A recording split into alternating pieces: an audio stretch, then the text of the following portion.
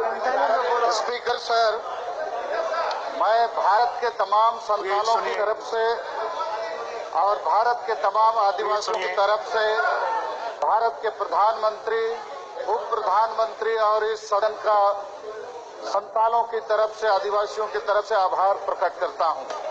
और आज का दिन बड़ा ऐतिहासिक दिन है, क्योंकि भारत में 18 भाषाओं को मान्यता दी गई थी, उसमें एक भी आदिवासी भाषा नहीं था। आज पहला दिन है कि बोडो भाषा और संताली भाषा के रूप में 2 आदिवासी भाषाओं को मान्यता मिल रही है।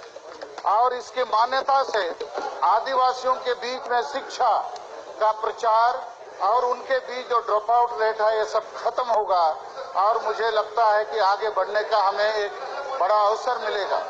और हम लोगों ने हाल में भारत के राष्ट्रपति और विरोधी दल के नेता को भी मिला और मैं इस पार्लियामेंट को बहुत धन्यवाद देना चाहता हूं। संताली में 2 शब्द बोलकर कि तेहें भारत रिन संताल से खोज नोआ पार्लियामेंट, नोआ सरकार अडिग अडिग गुण मनाव सरहाव और जोहार। धन्यवाद।